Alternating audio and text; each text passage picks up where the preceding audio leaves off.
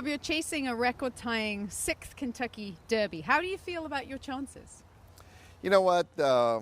If you would have asked me this back in March, April, I was looking really pretty strong. But you know, the whole picture's changed. But I still think I have a couple good horses in there. I think Authentic. You know, I still think that he's doing better. He's improved in 1,000 words the way he ran last time. He's on the improve. They still need to improve more to catch up with Tiz the Law, who is definitely the horse to beat. And but you know, it's September and they're starting to mature, so it's a different type of Derby. Now, Authentic worked a mile in racehorse time, 1:38 and 3. Has he encouraged you with regards to getting the 1.25 mile distance? Well, I think what happened, I think a lot of people watching the Haskell. Now the Haskell, mind you, it's a lot deeper. That track is a lot deeper this year. They're not running as fast as they are. And Mike, I asked Mike Smith about it. He says, you know, when he turned, he said, when I cut with him, he just took off and left that gray horse, and he was just hand riding him in. And I told him, you need to stay after him because he will look around, and you've seen his other races. And so I think he was just going to cruise in, and then he sort of let up. So did he let up? Did he run out of steam? Jimmy said when he came back he wasn't tired, he wasn't like exhausted. So I'm just hoping it was a track and he was letting up. So only Mike Smith would know that. And but I think he'll get it. But you know, he has to get a right kind of pace scenario, like all these horses. So, but he's quick. But you know, there's a lot of quick horses in the race. So. You know, is it stretching? A lot of them it's going to be stretching. I mean, Tiz the Law, he handled 1.25 miles okay, and so you know, a lot of horses that aren't bred for it to get the 1.25 miles if they're that good, and so I think Authentic is he's pretty solid, and the way he couldn't be working any better right now, the way he's going right now. So I've been happy his last 2 works. I think the Santa Anita Derby, I didn't do a super job of prepping him for that. I stopped on him, you know, and went in there. I thought he was good enough to win it, and he had a horrible trip. Everything went wrong. And he got beat by a nice horse. And I think John Sheriff's horse, he's matured a lot. A lot of these horses now, it's not like in May, you know, they're gangly and all that. So I think the California horses are threats. I think Tiz the Law right now is the man amongst boys. And so can we catch up with him? You know, it's September now, and I think that's a big question. 1,000 words won the shared belief, as you mentioned, at 1 mile and 1/16. He has a tendency in the morning to get a little bit keen in his works. What has been the biggest challenge with him and looking forward to going into the Kentucky Derby? He can be a little bit of a quirky kind of horse. I think he can be keen, but going 1.25 miles, you know, I think that will help him. It'll be to his benefit because he's sort of steady kind of horse.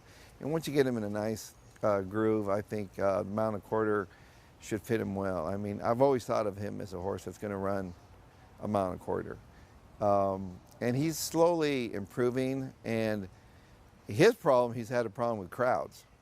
Well, he's not going to have that problem, you know. So he's and Authentic the same thing. But so I still think there's some hope for him, you know, because he's improving, and he did beat Honor AP. Now Honor AP wasn't, you know, all cranked up for that, but still he beat him, and so you can't take that away from him. And has won some stakes, but in the middle there he went sour on me, but he's back and his mind is right, so you still got to, you know, he's a threat. No crowds at Churchill Downs, as you mentioned. It's still the Derby, though, right? Yeah, it's still the Derby. I mean, it's going to be weird. But I think there's no atmosphere. There won't be any atmosphere.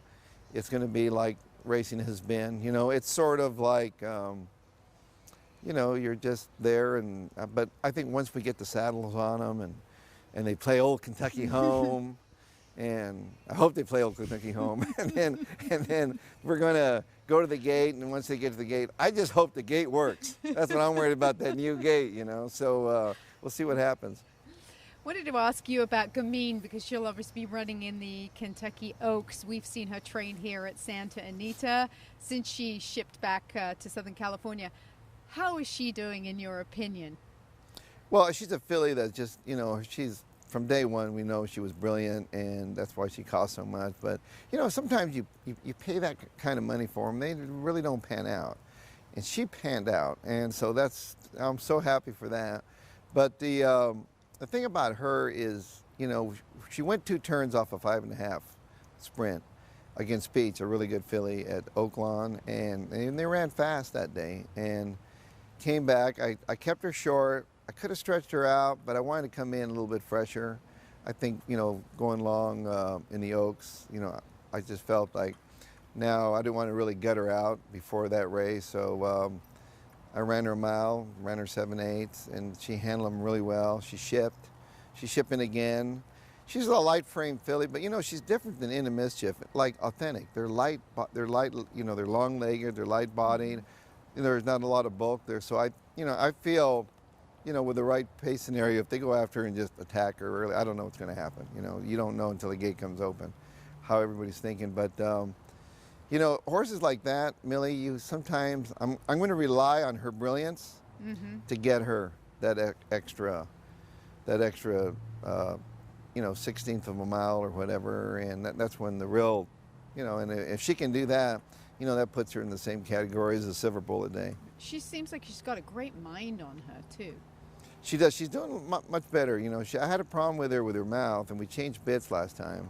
It made a big difference, and Johnny V said he had more control of her. And when she won by 18, he was fighting her the whole way. And he said, "I'm sorry, Bob, I had to let her run because she was just fighting me." And that's why she won by 18. I said, "Don't worry about it, But you know what? She does things that are just, it comes easy for her, like the good horses. And she sort of reminds me of a Justify type, they just have that brilliance, and they do it.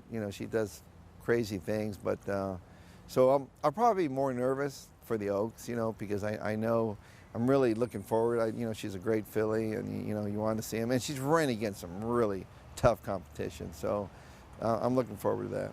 One filly who was so impressive to run the way she did as a 2-year-old, Princess Noor. She came back and worked today. What are your thoughts on her? Well, Princess Noor is another one that cost a lot of money, 1.35, and another one that, well, hope it works out, and so far, after watching her run the first time, it's definitely worked out, as long as they stay healthy.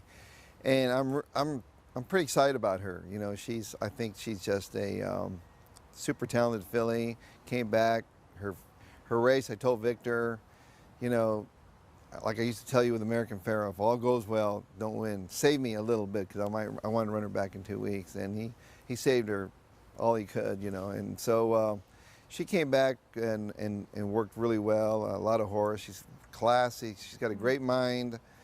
Beautiful filly, and so I'm excited about her. It's a great one. So it's it's time of year now. We're getting these young horses ready. Hopefully getting them ready for the Breeders' Cup. So it's this next week is going to be pretty exciting. Unfortunately, I can't be here to watch her run, or a horse like Spielberg that's going to run the Futurity, which I think is a cut out to be a really top horse too. So, but hopefully, I just hope we have some good racing luck.